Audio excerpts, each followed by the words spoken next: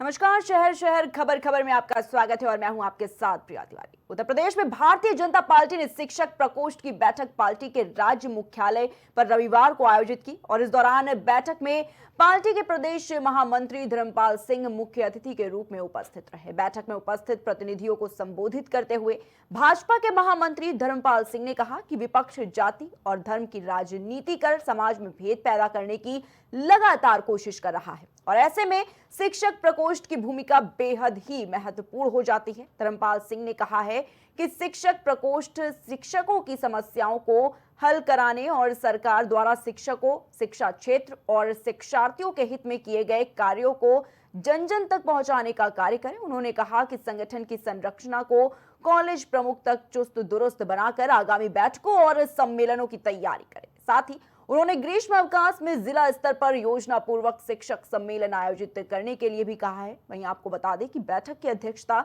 शिक्षक प्रकोष्ठ के प्रदेश संयोजक श्रीचंद शर्मा सदस्य विधान परिषद ने की है।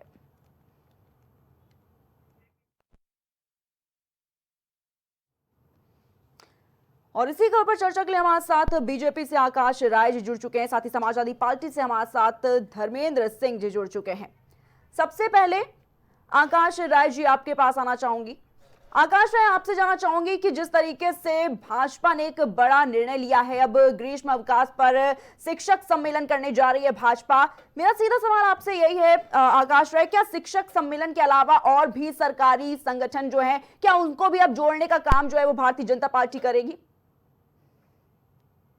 देखिए, भारतीय जनता पार्टी सबका साथ, सबका विकास, सबका विश्वास और सबका प्रयास की बात करती है और सिर्फ शिक्षकों की बात नहीं है। चाहे शिक्षक हो, चिकित्सक हो, मजदूर हो या समाज के अन्य वर्ग के, हर वर्गों को भारतीय जनता पार्टी साथ लेके चलती है। और भारतीय जनता पार्टी का जो संगठनात्मक ढांचा है उसमें भी हमने अलग अलग प्रकोष्ठ बनाए हुए हैं, जिसमें चिकित्सा के लिए अलग, शिक्षक के लिए अलग और मजदूर के लिए अलग, युवाओं के लिए अलग, महिलाओं के लिए अलग। और समय समय पे हर एक फ्रंटल संगठनों की बैठकें होती रहती हैं और इसमें आदरणीय संगठन महामंत्री धर्मपाल जी का मार्गदर्शन भी प्राप्त होता रहता है, प्रदेश अध्यक्ष जी का भी मार्गदर्शन प्राप्त होता रहता है। और पूरे प्रदेश में 2027 के चुनाव के पहले जितने भी हमारे सारे फ्रंटल संगठन है, चाहे वो चिकित्सा प्रकोष्ठ हो, चाहे वो शिक्षक प्रकोष्ठ हो या कोई अन्य प्रकोष्ठ हो, ये सारे लोग जनता के बीच में जाते हैं, उनसे मिलते हैं, उनकी समस्याओं को सुनते हैं और उनके निराकरण की व्यवस्था करते हैं। भारतीय जनता पार्टी 24/7 365 दिन चलने वाली पार्टी है। हम कोई चुनाव लड़ने के लिए राजनीति नहीं करते हैं, चुनाव में हार जीत लगी रहती है, लेकिन भारतीय जनता पार्टी का संगठन लगातार काम करता रहता है और हम जनता के बीच में जाते हैं, डायरेक्ट उनका फीडबैक लेते हैं और उसके आधार पे सरकार तक हम उनकी बात पहुंचाते हैं और फिर सरकार योजनाएं ऐसी लेके आती है जिससे जनता का लाभ हो। और इसीलिए आप देख रही होंगी कि 2014 के बाद जब से नरेंद्र मोदी जी को इस देश की जनता ने कमान सौंपी है, तब से लगातार उत्तर प्रदेश में भारतीय जनता पार्टी के प्रति लोगों का विश्वास बढ़ा है और 2017 के बाद 2022 के चुनावी नतीजे इसके बानगी थे। जी ठीक है आकाश राय जी।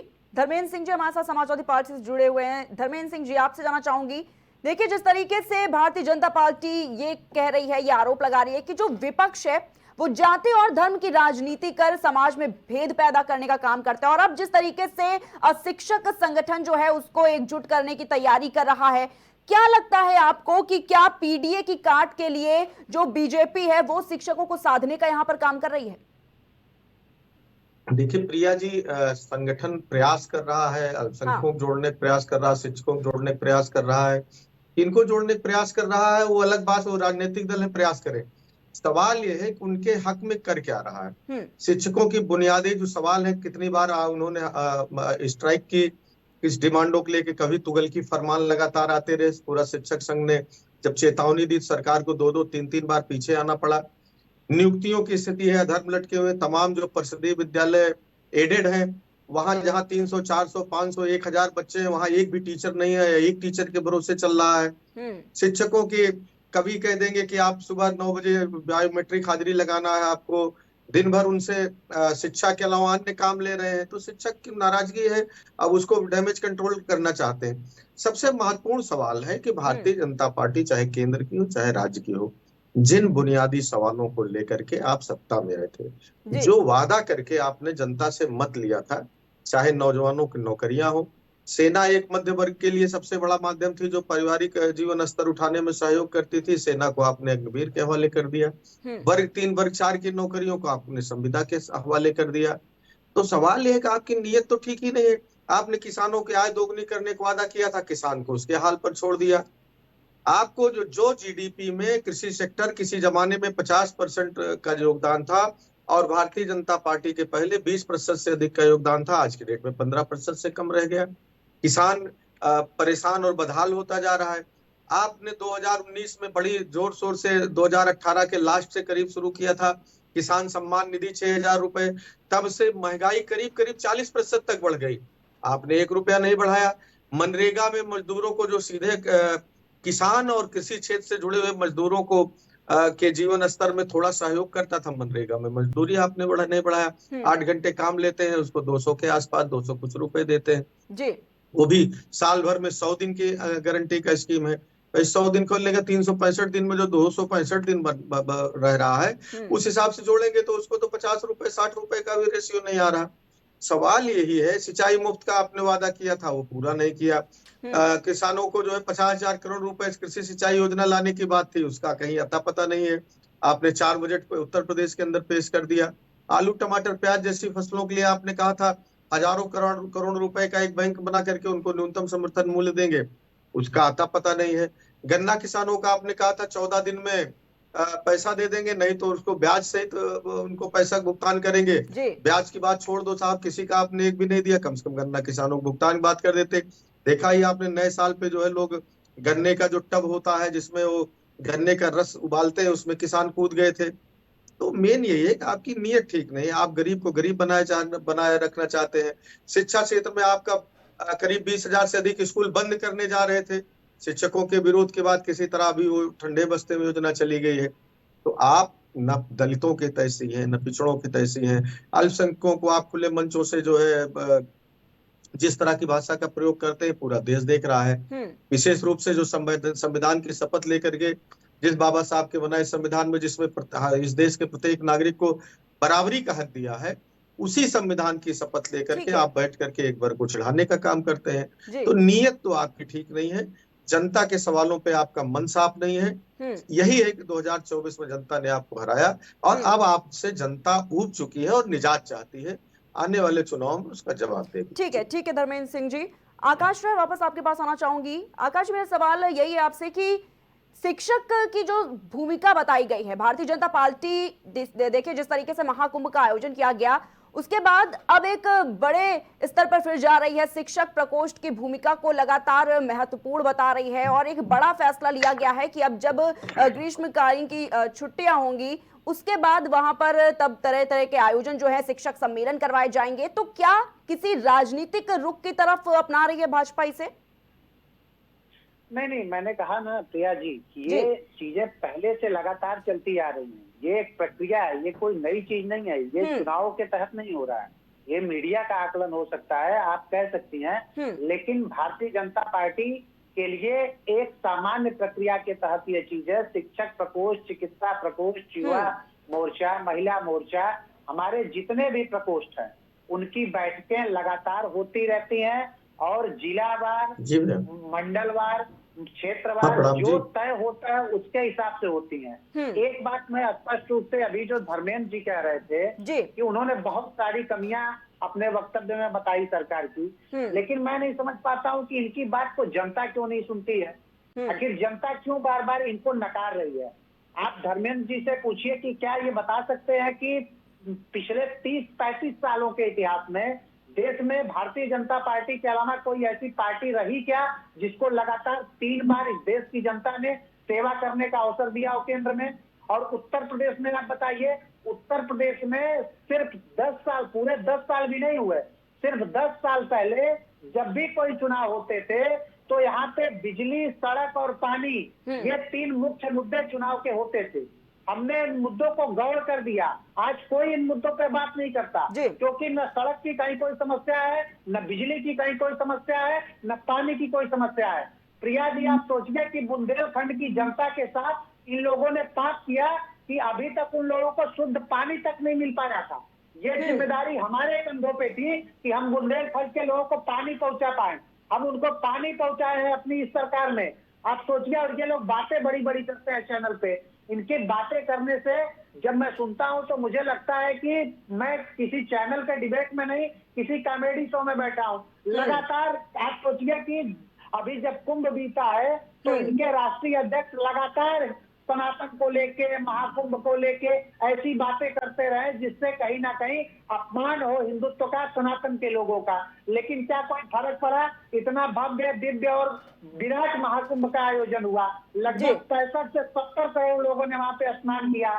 समाजवादी पार्टी के लोगों को इससे डर है, जो ये हिंदुत्व की, जो सनातन की एकता देख रहे हैं, उससे इनको डर है। इसलिए ये समाज में बंटवारा करना चाहते हैं और हम सबको जोड़ना चाहते हैं। इसलिए चाहे वो शिक्षक हो, चाहे चिकित्सक हो, चाहे समाज का कोई अन्य वर्ग हो, हम सबको साथ लेके चलते हैं। इसलिए हमारे नेता आदरणीय नरेंद्र मोदी ने जो नारा दिया है, सबका साथ सबका विकास, उसी नारे पे पूरी भारतीय जनता पार्टी काम कर रही है। ठीक है आकाश राय जी, लेकिन विपक्ष की अगर यहाँ पर बात कर ले, समाजवादी पार्टी इसे इस तरह से भी देख रही है कि क्या जो भारतीय जनता पार्टी अपना रुख अपना रही है, अब शिक्षकों को जोड़ने का काम कर रही है, लगातार बैठकें कर रही हैं, क्या पीडीए की काट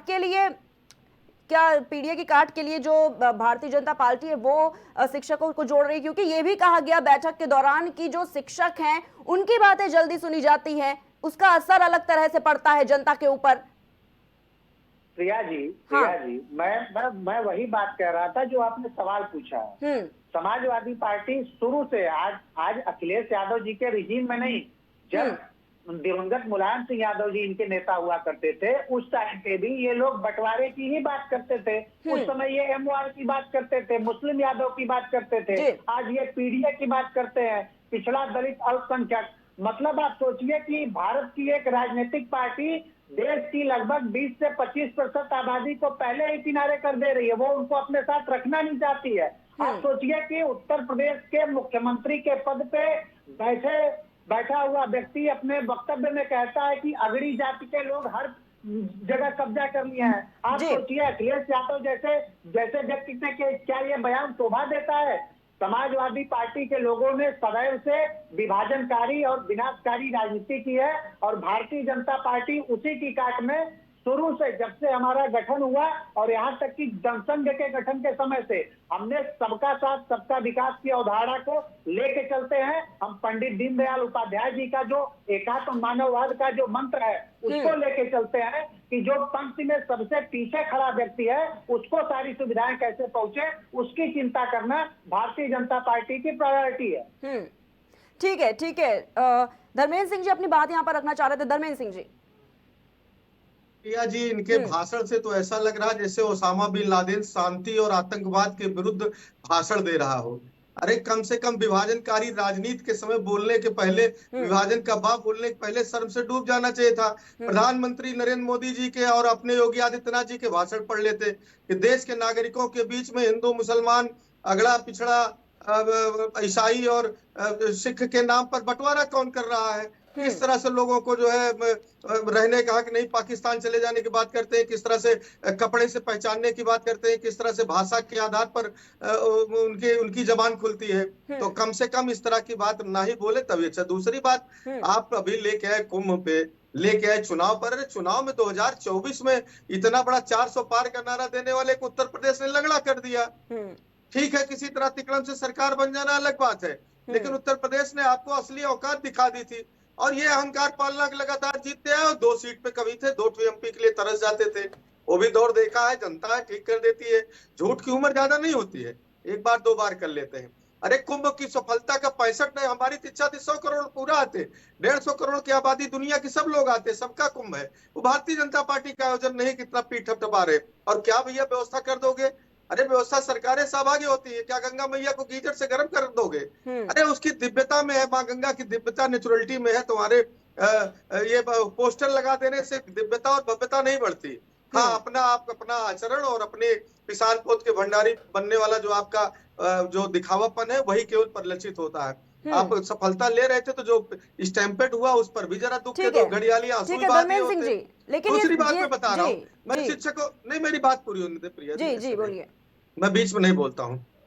भाई शिक्षकों की बात अभी कर रहे थे, मैं महंगाई बेरोजगारी इससे हट करके क्राइम से उत्तर प्रदेश में एनसीआरबी और जो का डाटा एडीआर का है उस पर नहीं जाना चाहता हूं, तो अनुसूचित जाति को उत्पीड़न नहीं जाना चाहता हूं, लेकिन यह है कि किस तरह से पीडीए का नाम लेते हैं पेट में खलबली मच जाती है। पीडीए कौन है? जो हिस्टोरिकल रूप से पीछे रह गए हैं, जो जिनको मुख्य धारा में स्थान नहीं मिला, चाहे पिछड़े हो, चाहे दलित हो, अल्पसंख्यक हो, चाहे पिछड़े जैसे सामान्य वर्ग के पिछड़े लोग हैं, हम तो सबको ले चलना चाहते हैं। आप तो पहले बांटने वाली बात करते हैं, कभी धर्म के आधार पर, कभी जात के आधार पर। क्यों अमित शाह की कंपनी 50,000 की 80 लाख करोड़ हो जाती है और किसानों कहते हैं कि 5 किलो राशन पर जिंदा रहो? कम से कम उनको भी वही मंत्र बता देते। 15 लाख का जुमला जो था वो किसानों को मिल गया होता, आय दोगुनी हो गई होती, तब तो हम समझते हैं आप अच्छे हित ऐसी हैं। लेकिन आपको तो सिर्फ झूठ बोलना है। रही बात शिक्षकों की, भाई शिक्षकों कि आप सम्मेलन करने से पहले शिक्षकों की मांगे सुन लेते। शिक्षक पिछले कितने सालों से पुरानी पेंशन को लेकर के आंदोलनरत रहे, समान वेतन समान काम को लेकर के आंदोलनरत रहे, प्रमोशन को लेकर के, पुराने पेंशन का जो बकाया भुगतान उसको लेकर के, शिक्षा व्यवस्था, शिक्षा मित्र जो जिनकी नौकरियां आप लोग खा गए, आपकी कुव्यवस्था खा गई, उनके बेहतर आर्थिक उनके जीवन यापन के इंतजाम के लिए तमाम करीब 50,000 के लगभग जो है शिक्षकों के पद खाली है, शिक्षक उसके भर्ती के मतलब उसमें भरने की मांग कर रहा है। तो कम से कम ये बुनियादी जरूरतें पूरी कर लेते तो आप जाते। किस मुंह से आप बैठक कर रहे हो भाई? किस मुंह से आप कह रहे हैं शिक्षक आपको सपोर्ट करे? तो सवाल यही है कि आप सत्ता के दम पर डरा करके आप अपने अच्छे सुशासन, अच्छी बातें, अच्छी योजनाओं का नाम अखबारों में छपवा सकते हैं। जनता के दिलों में आपने जो किया है वो जनता के दिलों में छाप बन गई है और आपसे बदला लेने के लिए तैयार बैठी जी। ठीक है धर्मेंद्र सिंह जी, लेकिन मेरा सवाल ये था आपसे कि ये जो लगातार भारतीय जनता पार्टी सवाल उठा रही है समाजवादी पार्टी पर, ये कह रही है कि जाति और धर्म की राजनीति करके समाज में लगातार भेद पैदा किया जाता है, इसका क्या जवाब देना चाहिए? अरे जाति और वही तो मैं कह रहा हूँ, आपने सुना नहीं प्रिया जी, जाति और धर्म पर कौन बांट रहा है? क्या एक चुने हुए मुख्यमंत्री प्रधानमंत्री को अपने देश के नागरिकों से पूछने का अधिकार किस संविधान में है कि वो कहीं कपड़ों से पहचाने जाते हैं? किस नेता का किस संविधान और किस कानून ने अधिकार इजाजत दिया है कि जो मोदी के साथ न रहे, गिरिराज सिंह कहते हैं पाकिस्तान चले जाए, भाजपा को वोट न दे? कौन कहता है गोली मारो डांट डांट? कौन संसद के अंदर कहता है एक वर्ग के लोगों को आतंकवादी है? तो सवाल ये है कि क्या वो देश के नागरिक नहीं है क्या? आज आप कभी हिंदू मुसलमान करेंगे, कभी अगड़ा पिछड़ा करेंगे, कभी दलित और भंगी में बांटेंगे। तो आपका तो स्वभाव है शुरू से, आप तो चाहते हैं सारी संपत्तियों पे। क्या उत्तर प्रदेश के सारे संसाधनों पर एक तरह से गुजरात के लोगों का कब्जा है कि नहीं है? मुख्यमंत्री जी भी चाह के नहीं रोक पा रहे हैं। क्या आपने देखा नहीं उत्तर प्रदेश जैसे सूबे के मुख्यमंत्री को एक गुजराती लोगों ने पैदल दौड़ा दिया?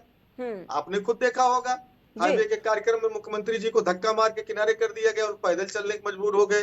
तो ये अपमान लगातार सह करके अगर ये लोग अपनी पीठ ठोक रहे तो करें। हम तो कहेंगे उत्तर प्रदेश के लोग स्वाभिमानी होते हैं। अब जब आएंगे उत्तर प्रदेश लोगों ने 24 में उनको उनकी औकात दिखाया, आगे भी दिखा देंगे। ठीक है धर्मेंद्र सिंह जी, बहुत बहुत शुक्रिया आपका हमारे साथ जुड़ने के लिए। तो उत्तर प्रदेश में भारतीय जनता पार्टी ने शिक्षक प्रकोष्ठ की बैठक पार्टी के राज्य मुख्यालय पर आयोजित की थी और आपको बताना चाहेंगे कि इस दौरान बैठक में पार्टी के प्रदेश महामंत्री धर्मपाल सिंह जो है वो मुख्य अतिथि के रूप में वहां पर उपस्थित रहे और बैठक में उपस्थित प्रतिनिधियों को संबोधित भी किया। इस दौरान भाजपा के महामंत्री ने कहा कि विपक्ष जो है वो जाति और धर्म की राजनीति करके समाज में लगातार भेद पैदा करने का काम करती है और ऐसे में शिक्षक प्रकोष्ठ की जो भूमिका है वो काफी ज्यादा अहम और महत्वपूर्ण हो जाती है। वहीं धर्मपाल सिंह ने यह भी कहा कि शिक्षक प्रकोष्ठ शिक्षकों की समस्याओं को हल कराने के लिए और सरकार के द्वारा शिक्षकों, शिक्षा क्षेत्र और शिक्षार्थियों के हित में किए गए कार्यों को जन जन तक पहुंचाने का कार्य करेगी। साथ ही यह भी कहा कि संगठन की संरचना को कॉलेज प्रमुख तक चुस्त दुरुस्त बनाकर आगामी बैठकों और सम्मेलनों की तैयारी करे और साथ ही उन्होंने ग्रीष्म अवकाश में जिला स्तर पर योजना पूर्वक शिक्षा सम्मेलन आयोजित करने के लिए भी कहा है। बताना चाहेंगे कि इस बैठक में अध्यक्षता शिक्षक प्रकोष्ठ के प्रदेश संयोजक श्रीचंद शर्मा और सदस्य विधान परिषद